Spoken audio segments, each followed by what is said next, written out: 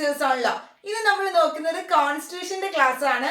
കോൺസ്റ്റിറ്റ്യൂഷന്റെ fundamental ഡ്യൂട്ടീസിന്റെ class ആണ് നോക്കുന്നത്. Fundamental ആയിട്ടുള്ള ഡ്യൂട്ടീസ് എന്തൊക്കെയാണ് ഇന്ത്യൻ കോൺസ്റ്റിറ്റ്യൂഷനിൽ പറയുന്നത് എന്നാണ് നോക്കുന്നത്. അപ്പൊ ഇതിനു മുമ്പ് നമ്മൾ ഡയറക്റ്റീവ് പ്രിൻസിപ്പിൾസ് വരെയുള്ള ക്ലാസ്സസ് ഇട്ടിട്ടുണ്ടായിരുന്നു. അപ്പൊ പ്ലേലിസ്റ്റില് കോൺസ്റ്റിറ്റ്യൂഷൻ എന്ന് സെലക്ട് ചെയ്താൽ മതി. നിങ്ങൾ ചാനലിൽ പ്ലേലിസ്റ്റിൽ കോൺസ്റ്റിറ്റ്യൂഷൻ നോക്കുമ്പോൾ നിങ്ങൾക്ക് കോൺസ്റ്റിറ്റ്യൂഷന്റെ 1 by 1 ആയിട്ടുള്ള ക്ലാസ് ഡയറക്റ്റീവ് പ്രിൻസിപ്പിൾസ് വരെയുള്ളത് പാർട്ട് 4 വരെയുള്ള ക്ലാസ്സസ് കാണാനായിട്ട് സാധിക്കും. അപ്പൊ അതൊക്കെ കണ്ട് നിങ്ങൾ പ്രിപ്പറേഷൻ ഒക്കെ സ്ട്രോങ് ആക്കാം. അപ്പോൾ ഫണ്ടമെന്റൽ ഡ്യൂട്ടീസ് ആണ് നമ്മൾ നോക്കുന്നത്. ഈ ഫണ്ടമെന്റൽ ഡ്യൂട്ടീസ് എന്ന് പറയുന്നത് കോൺസ്റ്റിറ്റ്യൂഷൻ എനാക്ട് ചെയ്ത സമയത്ത് ഫണ്ടമെന്റൽ ഡ്യൂട്ടീസ് അവിടെ ഉണ്ടായിരുന്നില്ല. പക്ഷേ പിന്നീടാണ് ഈ ഒരു പാർട്ട് 4A എന്ന് പറയുന്ന പാർട്ട് 4 ഡയറക്റ്റീവ് പ്രിൻസിപ്പിൾസ് ആണ്.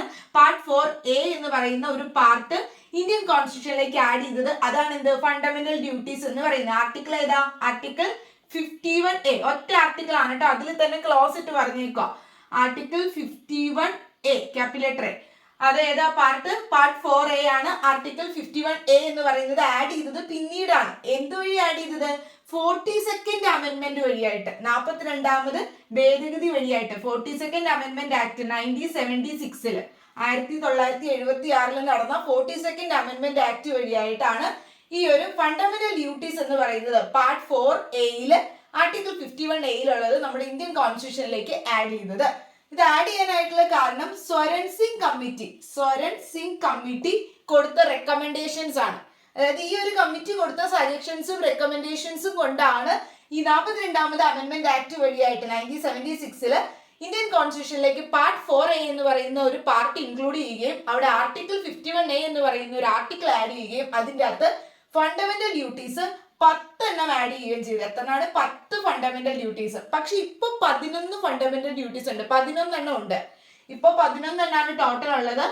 ആഡ് ചെയ്തത് 42ാമത് അമെന്റ്മെന്റ് ആക്ട് വഴിയായിട്ട് ആഡ് ചെയ്തത് സ്വരൺ സിംഗ് കമ്മിറ്റി പറയുന്ന റെക്കമെൻഡേഷൻസ് വഴിയായി 10 ഫണ്ടമെന്റൽ ഡ്യൂട്ടീസ് ആണ് ആഡ് ചെയ്തത്. ആർട്ടിക്കിൾ 51A പാർട്ട് 4A അതിനകത്ത് എത്രയാണ്? 10 ഫണ്ടമെന്റൽ ഡ്യൂട്ടീസും ആണ് പറഞ്ഞത്. എന്നാൽ പിന്നീട് 11 ഇപ്പോൾ ഉണ്ടെന്ന് പറഞ്ഞില്ല. അപ്പൊ ആ ഒരെണ്ണം എപ്പോ വന്നു?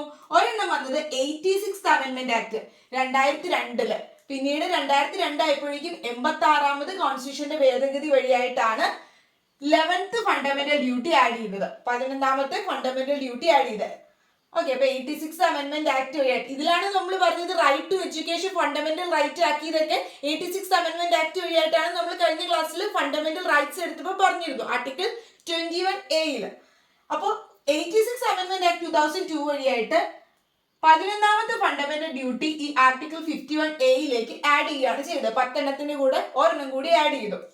ഇനി ഫണ്ടമെന്റൽ ഡ്യൂട്ടി എന്ന് പറയുന്ന ഈ ഒരു കോൺസെപ്റ്റ് നമ്മൾ കടമെടുത്തിട്ടുള്ളത് ബോറോ ചെയ്ത് അല്ലെങ്കിൽ ഇൻസ്പയർ ചെയ്ത് ഇന്ത്യൻ കോൺസ്റ്റിറ്റ്യൂഷനിലേക്ക് എടുത്തിട്ടുള്ളത് USSR നിന്നാണ്. അവിടുത്തെ കോൺസ്റ്റിറ്റ്യൂഷൻ ആണ് സോവിയറ്റ് യൂണിയൻ. അതായത് USSRലെ സോവിയറ്റ് യൂണിയൻ എന്ന് അറിയപ്പെടുന്നത്. അപ്പൊ USSRലെ കോൺസ്റ്റിറ്റ്യൂഷനിൽ നിന്നാണ് നമ്മൾ ഈ ഒരു കോൺസെപ്റ്റ് ഫണ്ടമെന്റൽ ഡ്യൂട്ടീസ് എന്ന് പറയുന്ന കോൺസെപ്റ്റ് നമ്മൾ അഡോപ്റ്റ് ചെയ്തത്. നമ്മൾ ഓരോന്നും പറഞ്ഞു എവിടുന്നാണ് ഫണ്ടമെന്റൽ റൈറ്റ്സ് അഡോപ്റ്റ് ചെയ്തത്, അല്ലെങ്കിൽ എവിടുന്നാണ് directive principles of state policy ഏത് കോൺസ്റ്റിറ്റ്യൂഷനിൽ നിന്നാണെന്നൊക്കെ ഓരോ പോർഷൻസ് എടുത്തപ്പോൾ നമ്മൾ പറഞ്ഞു. അതുപോലെ തന്നെ ഫണ്ടമെന്റൽ ഡ്യൂട്ടി എന്ന് പറയുന്ന ഒരു കോൺസെപ്റ്റ് നമ്മുടെ ഇന്ത്യൻ കോൺസ്റ്റിറ്റ്യൂഷനിലേക്ക് അഡോപ്റ്റ് ചെയ്തത് അല്ലെങ്കിൽ ഇൻസ്പയർ ചെയ്ത് വന്നത് USSRനെ ഇൻസ്പയർ ചെയ്ത് അവിടുത്തെ കോൺസ്റ്റിറ്റ്യൂഷനെ ഇൻസ്പയർ ചെയ്താണ് കൊണ്ടുവന്നത്. ഓക്കെ. അപ്പൊ 10 ഉണ്ടായിരുന്നതിൽ ഒരെണ്ണം ആഡ് ചെയ്തത് 86th അമെന്റ്മെന്റ് ആക്ട് 2002 വഴിയായിട്ടാണ് 11ാമത്തെ ആഡ് ചെയ്തത്. അങ്ങനെ ഇപ്പൊ എത്ര ഉണ്ട്? 11 ഉണ്ട്. Article 51A close A, small letter A ആണ്. Small letter A close A തൊട്ട് ഇത് ക്ലോസ് എന്നാ വായിക്കും ഇങ്ങനെ ബ്രാക്കറ്റിൽ വരുമ്പോ ക്ലോസ് A തൊട്ട് ക്ലോസ് K വരെ. അങ്ങനെ 11 ഉള്ളത്.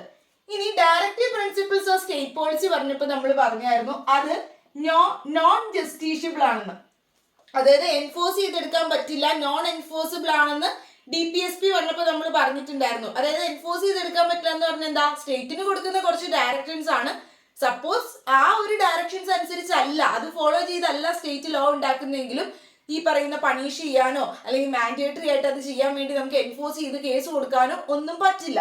അതുപോലെ തന്നെയാണ് ഈ ഫണ്ടമെന്റൽ ഡ്യൂട്ടീസും. ജസ്റ്റീഷ്യബിൾ അല്ല എന്നാ പറയുന്നത്. നോട്ട് ജസ്റ്റീഷ്യബിൾ എന്ന് പറഞ്ഞാൽ എൻഫോഴ്സിബിൾ അല്ല, നമുക്ക് പ്രാബല്യത്തിലാക്കി എടുക്കാൻ പറ്റി. ഈ പറയുന്ന ഡ്യൂട്ടീസ് ഏതെങ്കിലും ചെയ്തില്ല എന്ന് പറഞ്ഞ് കേസ് എടുക്കാനോ അല്ലെങ്കിൽ ഈ പറയുന്ന അവിടെ ഒരു എന്താ പറയുക ജസ്റ്റീഷ്യബിൾ ആയിട്ടുള്ള ഒരു സിറ്റുവേഷൻ അല്ല ഉള്ളത്, നോൺ എൻഫോഴ്സിബിൾ ആണ്. പക്ഷെ ഈ പറയുന്ന ഡ്യൂട്ടീസ് ലംഘിച്ചുകൊണ്ട് എന്തെങ്കിലും ക്രൈം ചെയ്യുവാണെങ്കിൽ അതൊക്കെ പണിഷബിൾ ആകും കേട്ടോ. അതല്ല പറയുന്നത്. ഇത് ചെയ്തില്ല എന്ന് പറഞ്ഞുകൊണ്ട് ജസ്റ്റീഷ്യബിൾ അല്ല ഇത് എന്നാണ് പറയുന്നത്. അതായത് ചെയ്തില്ല എന്ന് പറഞ്ഞത് ജസ്റ്റീഷ്യബിൾ ആക്കി എടുക്കാൻ പറ്റില്ല. നോട്ട് ജസ്റ്റീഷ്യബിൾ അല്ലെങ്കിൽ നോട്ട് എൻഫോഴ്സിബിൾ ആണ്. DPSP പോലെ തന്നെയാണ് ഫണ്ടമെന്റൽ ഡ്യൂട്ടീസും. അത് ഓർക്കാൻ നോട്ട് ജസ്റ്റീഷ്യബിൾ ആണെന്നുള്ളത്. ഇനി 11 നമ്മൾ നോക്കുക. ഏതൊക്കെയാണ് ഈ 11 ഫണ്ടമെന്റൽ ഡ്യൂട്ടീസ് എന്ന് പറയുന്നത്? കോൺസ്റ്റിറ്റ്യൂഷന്റെ ബെയർ ആക്ട് ആണിത്. കോൺസ്റ്റിറ്റ്യൂഷന്റെ ബെയർ ആക്ടിൽ ആർട്ടിക്കിൾ 51A 11 പറയുന്നുണ്ട്. ആ 11 സെന്റൻസസ് ആയിട്ട് കൊടുത്തിട്ടുണ്ട്. പക്ഷെ ഞാൻ ഷോർട്ട് ആയിട്ട് എഴുതിയേക്കുന്നതാണ്. ഓക്കെ, അപ്പൊ നമുക്കത് ഞാൻ വായിക്കാം. ഫണ്ടമെന്റൽ ഡ്യൂട്ടീസ് ആർട്ടിക്കിൾ 51A പറയുന്നത് ഇങ്ങനെയാണ്. It shall be the duty of every citizen of India. എല്ലാ സിറ്റിസൺസിന്റെയും ഡ്യൂട്ടിയാണ് എന്ത്? ഒന്നാമത്തെ ആദ്യത്തെ പറയാണ് to abide by the constitution and respect its ideals and institutions, the national flag and national anthem. അതായത് constitution abide ചെയ്യുക എന്ന് പറഞ്ഞാൽ ഫോളോ ചെയ്യുക, നമ്മുടെ ഇന്ത്യൻ ഭരണഘടന ഫോളോ ചെയ്യുക. അതോടൊപ്പം തന്നെ റെസ്പെക്ട് ചെയ്യുക അതിന്റെ ഐഡിയൽസ്. അതിൽ പറയുന്ന എന്തൊക്കെയാണോ ലിബർട്ടി, ഇക്വാലിറ്റി എന്നൊക്കെ ഉള്ള പ്രിൻസിപ്പിൾസ് പറയുന്നതൊക്കെ നമ്മൾ റെസ്പെക്ട് ചെയ്യുക, ബഹുമാനിക്കുക. അതോടൊപ്പം തന്നെ അതിന്റെ ഇൻസ്റ്റിറ്റ്യൂഷൻസിനെയും റെസ്പെക്ട് ചെയ്യുക. നാഷണൽ ഫ്ലാഗ്, നമ്മുടെ നാഷണൽ ഫ്ലാഗിനെയും നാഷണൽ ആന്തത്തെയും റെസ്പെക്ട് ചെയ്യുക. അപ്പൊ ഇതാണ് ആദ്യത്തെ fundamental duty. Abide by the constitution, constitution follow ചെയ്യുക. അതോടൊപ്പം തന്നെ ഈ ഒരു നാഷണൽ ഫ്ലാഗിനെയും നാഷണൽ ആന്തത്തെയൊക്കെ നമ്മൾ റെസ്പെക്ട് ചെയ്യുക. അതാണ് ആദ്യത്തെ ഫണ്ടമെന്റൽ ആയിട്ടുള്ള ഡ്യൂട്ടി ആയി പറയുന്നത്. ഇനി രണ്ടാമത്തേത് follow ideals of the freedom of struggle. അതായത് നമ്മുടെ സ്വാതന്ത്ര്യ സമരത്തിന് വേണ്ടിയിട്ടുണ്ടായിരുന്ന ഐഡിയൽസ് എന്തൊക്കെയായിരുന്നു അതൊക്കെ ഫോളോ ചെയ്യുക. To cherish and follow the noble ideals which inspire our national struggle for freedom. അതായത് നമ്മുടെ സ്വാതന്ത്ര്യ സമരത്തിലേക്ക് അല്ലെങ്കിൽ ആ ഒരു നാഷണൽ ഫ്രീഡത്തിലേക്ക് എത്തിച്ച ഐഡിയൽസ് എന്തൊക്കെയാണ്, അല്ലെങ്കിൽ അത് ഇൻസ്പയർ ചെയ്തിട്ടുള്ള പ്രിൻസിപ്പിൾസ് എന്തൊക്കെയാണ്, അതൊക്കെ നമ്മൾ ചെറിഷ് ചെയ്യുക, അതൊക്കെ ഫോളോ ചെയ്യുക, അതൊക്കെ ബഹുമാനിക്കേണ്ടതാണ്. ദെൻ അടുത്തത് protect sovereignty and the integrity of India. ഇന്റഗ്രിറ്റിയും അതുപോലെ തന്നെ സോവറിനിറ്റിയും ഇന്ത്യയുടെ പ്രൊട്ടക്ട് ചെയ്യുക. അത് ഉദ്ദേശിക്കുന്നത് എന്താണെന്ന് വെച്ചാൽ ഒരു യൂണിറ്റി. പലതരത്തിലുള്ള പല റിലീജിയനിലുള്ളവരുണ്ട്. അപ്പൊ അങ്ങനെയുള്ള ആ ഒരു ഇന്റഗ്രിറ്റി എന്ന് പറയുന്നത് ഇന്ത്യയിലെ യൂണിറ്റി, ആ ഒരു ഒരുമ, ഇന്റഗ്രിറ്റി എന്ന് പറയുന്നത് പ്രൊട്ടക്ട് ചെയ്യുക, അപ്ഹോൾഡ് ചെയ്യുക, മുറുകെ പിടിക്കുക. അതാണ് പറയുന്നത്. To uphold and protect the sovereignty, unity and integrity of India. ഇന്ത്യയുടെ ഇന്റഗ്രിറ്റിയും യൂണിറ്റിയും സോവറിനിറ്റിയും ഒക്കെ പ്രൊട്ടക്ട് ചെയ്യുക, സംരക്ഷിക്കുക, അതൊക്കെ മുറുകെ പിടിക്കുക. ദെൻ അടുത്തത് defend the country and render national services when called upon. എന്താ പറയുന്നത്? ഡിഫെൻഡ് ദ കൺട്രി, നമ്മുടെ കൺട്രിയെ ഡിഫെൻഡ് ചെയ്യുക. അതായത് വേറെയുള്ള അറ്റാക്കുകളോ വാറൊക്കെ വരുന്നതിൽ നിന്നും നമ്മുടെ കൺട്രിയെ നമ്മൾ ഡിഫെൻഡ് ചെയ്യുക, പ്രൊട്ടക്ട് ചെയ്യുക. And render national service when called upon. എന്തെങ്കിലും ഒരു നാഷണൽ സർവീസിന് നമ്മളെ വിളിക്കുക, നമ്മുടെ രാജ്യത്തിന് വേണ്ടിയിട്ട് എന്തെങ്കിലും നാഷണൽ സർവീസിന് നമ്മളെ വിളിക്കുകയാണെങ്കിൽ നമ്മളത് എന്ത് ചെയ്യുക? അത് ചെയ്തു കൊടുക്കുക, നാഷണൽ സർവീസ് ചെയ്യുകയും ചെയ്യുക. അതാണ് പറയുന്നത്. ഇനി spirit of the common brotherhood, അതാണ് അടുത്ത് എഴുതിയേക്കുന്നത്. Spirit of the common brotherhood എന്ന് പറയുന്നത് to promote the harmony and the spirit of the common brotherhood amongst all people of India transcending religious, linguistic, regional and sectional diversities. പല ഈ പറയുന്ന വൈവിധ്യങ്ങളായിട്ടുള്ള ഭാഷയും അതുപോലെ തന്നെ റിലീജിയനും അങ്ങനെയുള്ള ആളുകളൊക്കെയാണ് നമ്മുടെ ഇന്ത്യയിൽ താമസിക്കുന്നത്. അപ്പൊ അങ്ങനെയുള്ളവർ പല ഭാഷയിലും പല മതത്തിലും ഒക്കെ ഉള്ളവരൊക്കെ ഉണ്ട്. അപ്പൊ അവർക്കൊക്കെ ഈ പറയുന്ന വേർതിരിവൊന്നും ഇല്ലാതെ എല്ലാവരും ഒരു ബ്രദർഹുഡ്, അവിടെ ഒരു എല്ലാവരും ബ്രദർ ആയിട്ട് കാണുക. All Indians are brothers and sisters എല്ലാം ഉണ്ട്. അപ്പൊ അതുപോലെ തന്നെ ഒരു സാഹോദര്യത്വം അവിടെ ഉണ്ടാവുക. അതിനെയാണ് സ്പിരിറ്റ് ഓഫ് കോമൺ ബ്രദർഹുഡ് ഉണ്ടാവുക. അതെല്ലാവരും ഒരു ഫണ്ടമെന്റൽ ആയിട്ടുള്ള ഡ്യൂട്ടിയാണ് എല്ലാ ഇന്ത്യൻ സിറ്റിസൺസിനെ. ഇനി അടുത്തത് പ്രിസർവ് കമ്പോസിറ്റ് കൾച്ചർ, അല്ലെങ്കിൽ കോമ്പോസിറ്റ് കൾച്ചർ പ്രൊമോട്ട് ചെയ്യുക എന്ന് പറഞ്ഞാൽ to value and preserve the rich heritage of our composite culture. അതായത് നമ്മുടെ കൾച്ചർ ഉണ്ടല്ലോ, നമ്മുടെ സംസ്കാരം, അത് നമ്മൾ എന്ത് ചെയ്യുക? പ്രിസർവ് ചെയ്യുക, സംരക്ഷിക്കുക. അടുത്തത് പ്രിസർവ് നാച്ചുറൽ എൻവയോൺമെന്റ്. ഇത് ഓർക്കാട്ടോ, ജീല പറയുന്നത് നാച്ചുറൽ എൻവയോൺമെന്റ് നമ്മൾ പ്രിസർവ് ചെയ്യുക. നാഷണൽ എൻവയോൺമെന്റ് പ്രിസർവ് ചെയ്യുക എന്ന് പറഞ്ഞാൽ എന്താ? നാച്ചുറൽ ആയിട്ടുള്ള എൻവയോൺമെന്റ് എന്ന് പറഞ്ഞാൽ നാഷണൽ എൻവയോൺമെന്റ് അല്ല, natural environment. Natural environment preserve ചെയ്യുക എന്ന് പറഞ്ഞാൽ നമ്മുടെ ചുറ്റുപാട്, ഫോറസ്റ്റ് ആണെങ്കിലും ലേക്ക് ആണെങ്കിലും റിവേഴ്സ് ആണെങ്കിലും വൈൽഡ് ലൈഫ് ആണെങ്കിലും ഒക്കെ നമ്മൾ എന്ത് ചെയ്യുക? പ്രൊട്ടക്ട് ചെയ്യുക, സംരക്ഷിക്കുക എന്നുള്ളത് നമ്മുടെ ഒരു ഉത്തരവാദിത്തമാണ്, ഫണ്ടമെന്റൽ ആയിട്ടുള്ള ഡ്യൂട്ടിയാണ്. അതിലെല്ലാം വരും കേട്ടോ. ഫോറസ്റ്റ് വരും, റിവർ വരും, ലേക്ക് വരും, വൈൽഡ് ലൈഫ് വരും, എല്ലാം വരും. അടുത്തത് പറയുന്നത് develop scientific temper. Scientific temper develop ചെയ്യുക, വളർത്തിയെടുക്കുക അല്ലെങ്കിൽ ഡെവലപ്പ് ചെയ്യുക എന്ന് പറയുന്നതിന്റെ ഉദ്ദേശം എന്താ? ഇപ്പൊ നമ്മൾ ഈ ഒരു അന്ധവിശ്വാസങ്ങൾ അല്ലെങ്കിൽ ദുരാചാരങ്ങൾ അങ്ങനെയുള്ള ഒന്നും ഇല്ലാതെ എല്ലാം ഒരു സയന്റിഫിക് ആയിട്ടുള്ള രീതിയിൽ നമ്മൾ കണക്കാക്കുക, ആ ഒരു വ്യൂ പോയിന്റ് വളർത്തിയെടുക്കുക, അതാണ് ഉദ്ദേശിക്കുന്നത്. To develop the scientific temper, humanism, ഒരു മനുഷ്യത്വം ഉണ്ടാക്കിയെടുക്കുക, and the inspire spirit of inquiry and reform. ഈ പറയുന്ന കാര്യത്തിൽ ഇങ്ങനെയുള്ള അന്ധവിശ്വാസങ്ങളോ ദുരാചാരങ്ങളോ അങ്ങനെയൊന്നും ഇല്ലാതെ നമ്മളൊരു മനുഷ്യത്വം എന്ന് പറയുന്നത് അവിടെ ഡെവലപ്പ് ചെയ്തെടുക്കുക, സയന്റിഫിക് ആയിട്ടുള്ള രീതിയിലെല്ലാം കാണാൻ നോക്കുക, അതാണ് പറയുന്നത്. ഇനി അടുത്തത് പറയുന്നത് safeguard public property. Public പ്രോപ്പർട്ടിക്കെതിരെ ഒന്നും വയലൻസ് ഒന്നും കാണിച്ച് പൊതുമുതലൊന്നും നശിപ്പിക്കാതെ അതെല്ലാം സേഫ് ഗാർഡ് ചെയ്യുക, അതാണ് പറയുന്നത്. To safeguard the public property and to observe violence, അതായത് വയലൻസ് അവിടെ നടത്തരുത്.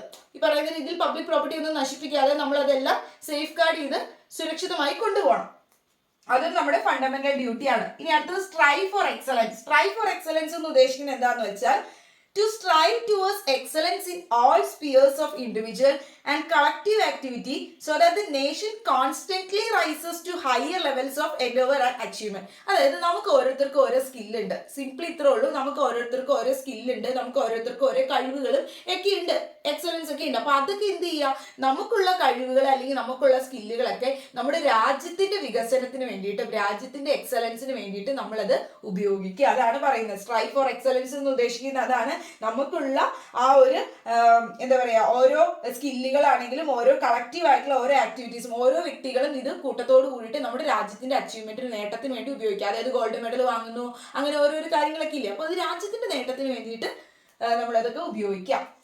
ഇനി അടുത്തത് ഡ്യൂട്ടി ഫോർ ഓൾ പേഴ്സൺ. ഇതാണ് ലാസ്റ്റ് ആഡ് ചെയ്തത്, ഇത് മെയിൻ ആണ്, നോക്കേണ്ടതാണ് കേട്ടോ. അപ്പൊ ഇതിൽ ഏതൊക്കെയാണ് നോക്കേണ്ടത്? അപ്പൊ നിങ്ങളോട് ഇപ്പൊ ചിലപ്പോൾ ഇതൊക്കെ തന്നിട്ട് ഏതെങ്കിലുമൊക്കെ തന്നിട്ട് ഏതാണ് ഫണ്ടമെന്റൽ ഡ്യൂട്ടി ഉള്ളത്, അതായത് ആർട്ടിക്കിൾ 51A പറഞ്ഞ ഫണ്ടമെന്റൽ ഡ്യൂട്ടി ഏതാണ് ഇതിലുള്ളത് ചൂസ് ചെയ്യാൻ പറഞ്ഞ് ചോദിക്കാം. ഇനി ഇതിൽ ഏതാണ് ഫണ്ടമെന്റൽ ഡ്യൂട്ടി അല്ലാത്തത് എന്ന് പറഞ്ഞ് കുറെ ഓപ്ഷൻ തന്നിട്ട് ചോദിക്കാം. അപ്പൊ ഇത് എത്രയോ ഉണ്ടെന്ന് നിങ്ങൾ മനസ്സിലാക്കിയിരിക്കുക, ഇത് ഓർക്കുക. പിന്നെ അതോടൊപ്പം ഇതിന്റെ ഫ്രീഡം സ്ട്രഗിൾ ഇത് ഓർക്കുക, സോവറിനിറ്റി എല്ലാം ഓർക്കേണ്ടതാണ് കേട്ടോ. ബ്രദർഹുഡ് ഒക്കെ ഓർത്ത് പോവുക. അതിൽ മെയിൻ ആയിട്ട് ഈ നാച്ചുറൽ എൻവയോൺമെന്റ് അതുപോലെ തന്നെ ഈ കെയും, അതായത് ലാസ്റ്റ് ആഡ് ചെയ്തതും കൂടി നിങ്ങൾ ഓർത്തിരിക്കേണ്ടതാണ്. ലാസ്റ്റ് ആഡ് ചെയ്തത് ഇത് ഏത് വഴി ആഡ് ചെയ്തത്? 86 അമെന്റ്മെന്റ് ആക്ട്, 86ാമത് അമെന്റ്മെന്റ് ആക്ട് 2002 വഴിയായിട്ടാണ് ഈ 11ാമത്തെ ഫണ്ടമെന്റൽ ഡ്യൂട്ടി ആഡ് ചെയ്തത്. അതുവരെ ഇത് ഇല്ലായിരുന്നു, 11ാമത്തെ ഇല്ലായിരുന്നു. ഇത് പറയുന്നത് എന്താണെന്ന് വെച്ചാൽ duty for all parents or guardians, രക്ഷകർത്താക്കൾക്കും അതുപോലെ തന്നെ പാരന്റ്സിനും, പാരന്റ്സ് ആയിട്ടുള്ളവർക്കും ഈ പറഞ്ഞ ഗാർഡിയൻസ് ആയിട്ടുള്ളവർക്കും, പാരന്റ്സും ഗാർഡിയൻസും ഇങ്ങനെയുള്ള രക്ഷകർത്താക്കളുടെ ഡ്യൂട്ടിയാണ് പറയുന്നത്. എന്ത് ഡ്യൂട്ടി അവർക്കുള്ളത്? ടു സെൻഡ് ദ ചിൽഡ്രൻ, അവരുടെ കുട്ടികളെ സെൻഡ് ചെയ്യുക. എങ്ങോട്ടേക്കാണ് വിടേണ്ടത്? ടു സ്കൂളിലേക്ക് വിടുക. ഏത് ഏജ് ഗ്രൂപ്പിലുള്ള കുട്ടികളെ? 6 to 14 years of age, 6 മുതൽ 14 വയസ്സ് വരെയുള്ള കുട്ടികളെ മസ്റ്റ് ആയിട്ടും സ്കൂളിൽ വിടുക. അത് അവരുടെ ഡ്യൂട്ടിയാണ്, ഈ പാരന്റ്സിന്റെയും ഗാർഡിയൻസിന്റെയും ഡ്യൂട്ടിയാണ് എന്ന് പറയുന്നതാണ് ലാസ്റ്റ് ആഡ് ചെയ്ത് 86 അമെന്റ്മെന്റ് 2002 വഴിയായിട്ട് ആഡ് ചെയ്ത ഫണ്ടമെന്റൽ ഡ്യൂട്ടി ആയിട്ട് പറയുന്നത്. കെയിലാണ് കേട്ടോ, സെക്ഷൻ 50 ആർട്ടിക്കിൾ 51A ക്ലോസ് കെയിൽ പറയുന്നു. അപ്പൊ അത് ഓർക്കുക, ആർട്ടിക്കിൾ 51A ക്ലോസ് കെയിൽ. അപ്പൊ അതാണ് ലാസ്റ്റ് ആഡ് ചെയ്തതെന്ന് ഓർക്കാം. അപ്പൊ ഇത്രയുമാണ് നമുക്ക് ഫണ്ടമെന്റൽ ഡ്യൂട്ടീസ് ഉള്ളത്. അപ്പൊ ഈ ലാസ്റ്റ് ആഡ് ചെയ്ത ഫണ്ടമെന്റൽ ഡ്യൂട്ടി എന്താ? അവർക്ക് ഡ്യൂട്ടി ആയിട്ട് പറയുന്ന, പാരന്റ്സിനോട് ഗാർഡിയൻസിനോട് ഡ്യൂട്ടി ആയിട്ട് പറയുന്നതാണ് 6 വയസ്സ് തൊട്ട് 14 വയസ്സ് വരെയുള്ള കുട്ടികളെ മാൻഡേറ്ററി ആയിട്ടും ഈ പറയുന്ന സ്കൂളുകളിൽ വിടുക, അവർക്ക് എഡ്യൂക്കേഷൻ കൊടുക്കുക. അത് അവരുടെ ഒരു ഫണ്ടമെന്റൽ ഡ്യൂട്ടിയാണ്, പാരന്റ്സിന്റെ ഒക്കെ ഒരു ഡ്യൂട്ടിയാണ് എന്ന് പറയുന്നതാണ് 6 to 14 വയസ്സ് വരെയുള്ള കുട്ടികളെ വിടുക എന്നുള്ളത്. ഇനി ഈ സെയിം സംഭവം തന്നെ കുട്ടികൾക്ക് എഡ്യൂക്കേഷൻ കിട്ടുക എന്നുള്ളത് ആർട്ടിക്കിൾ 21A അണ്ടറിൽ നമ്മൾ പഠിച്ചു. ആർട്ടിക്കിൾ 21A അണ്ടറിൽ ഫണ്ടമെന്റൽ റൈറ്റ് ആണ്. ആരുടെ? കുട്ടികളുടെ ഫണ്ടമെന്റൽ റൈറ്റ് ആണ് റൈറ്റ് ടു എഡ്യൂക്കേഷൻ. എഡ്യൂക്കേഷൻ കിട്ടുക എന്നുള്ളത് കുട്ടികളുടെ ഫണ്ടമെന്റൽ റൈറ്റ് ആണ്. അതാണ് ആർട്ടിക്കിൾ 21A പറയുന്നത്. 21A പറയുന്നത് ഫണ്ടമെന്റൽ റൈറ്റ് ആണ് റൈറ്റ് ടു എഡ്യൂക്കേഷൻ. ഓരോ സിറ്റിസൺസിനും അല്ലെങ്കിൽ എല്ലാവരുടെയും ഒരു ഫണ്ടമെന്റൽ ആയിട്ടുള്ള ഒരു റൈറ്റ് ആണ്, മൗലിക അവകാശമാണ് എഡ്യൂക്കേഷൻ കിട്ടുക. അപ്പൊ ഇങ്ങനെ കുട്ടികളെ സ്കൂളുകളിൽ വിടുക അത് പാരന്റ്സിന്റെ ഉത്തരവാദിത്തമാണ്. പാരന്റ്സ് അതുപോലെ തന്നെ സ്കൂളിൽ വിടുമ്പോൾ ആ സ്കൂളുകാർ എന്ത് ചെയ്യണം? ഈ പറയുന്ന എഡ്യൂക്കേഷൻ, റൈറ്റ് ടു എഡ്യൂക്കേഷൻ ഓരോ കുട്ടികൾക്കും കൊടുത്തിരിക്കണം. അത് ആ കുട്ടികളുടെ അവകാശമാണ്. അതാണ് പറയുന്നത് ഓരോ സിറ്റിസൺസിനെ ആർട്ടിക്കിൾ 21A. പിന്നെ അത് തന്നെ നമ്മൾ DPSP പറഞ്ഞില്ലേ? DPSP പറഞ്ഞു ഓർക്കുന്നില്ലേ നിങ്ങൾ? DPSP directive principles of state പോളിസിയിൽ സ്റ്റേറ്റിന് ഒരു ഉത്തരവാദിത്വം ഉണ്ടെന്ന് പറഞ്ഞു. സ്റ്റേറ്റിന് എന്താ ഉത്തരവാദിത്വം ഉള്ളത്? 6 വയസ്സ് വരെയുള്ള കുട്ടികൾക്ക് മാൻഡേറ്ററി ആയിട്ടുള്ള രീതിയിൽ എഡ്യൂക്കേഷനും അതുപോലെ തന്നെ അവർക്ക് ആ ഒരു നമുക്ക് ഒരു കെയർ ഒക്കെ കൊടുക്കണം എന്ന് പറയുന്നത് DPSP നമ്മൾ പറഞ്ഞു. അപ്പൊ ഇങ്ങനെ സ്റ്റേറ്റിനോട് ഡ്യൂട്ടി, പാരന്റ്സിനോട് ഡ്യൂട്ടി, അതോടൊപ്പം തന്നെ ഓരോ വ്യക്തികൾക്കും ഓരോ കുട്ടികൾക്കും ഈ പറയുന്ന എഡ്യൂക്കേഷൻ കിട്ടാനായിട്ടുള്ളത് ഓരോ സിറ്റിസൺസിന്റെ റൈറ്റ് ആണ്. അപ്പൊ ഇത് 3ന്റെ അണ്ടറിൽ പറയുന്നുണ്ട് കേട്ടോ. 86 അമെന്റ്മെന്റ് ആക്ട് 2002 വഴിയായിട്ടാണ് ആഡ് ചെയ്തത്. അപ്പൊ ഇതിൽ ഏതൊക്കെയാണ് ഉള്ളത് ഫണ്ടമെന്റൽ ഡ്യൂട്ടി എന്ന് ഓർക്കുക. പാർട്ട് 4A ആണെന്ന് ഓർക്കുക, ആർട്ടിക്കിൾ 51A ആണെന്ന് ഓർക്കുക. സോറൻ സിംഗ് കമ്മിറ്റി വഴിയായിട്ടാണ് ആഡ് ചെയ്തത്. പിന്നെ 42nd അമെന്റ്മെന്റ് ആക്ട് വഴിയായിട്ടാണ് ഈ ഫണ്ടമെന്റൽ ഡ്യൂട്ടി ഇൻക്ലൂഡ് ചെയ്തത്. ഇത് നമ്മൾ ബോറോ ചെയ്ത ഈ കോൺസെപ്റ്റ് USSR സോവിയറ്റ് യൂണിയനിൽ നിന്നാണ്.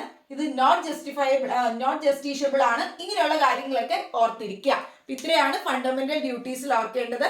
ക്ലാസ് നിങ്ങൾക്ക് മനസ്സിലായെന്ന് വിചാരിക്കുന്നു. എന്തെങ്കിലും ഡൗട്ട്സ് ഉണ്ടെങ്കിൽ കമന്റ് സെക്ഷനിൽ ചോദിക്കാം, അതല്ലെങ്കിൽ പേഴ്സണലി ഇൻസ്റ്റയിൽ മെസ്സേജ് അയക്കാം. So thank you for watching. അടുത്ത ക്ലാസ്സുമായിട്ട് നമ്മൾ വരുന്നതായിരിക്കും.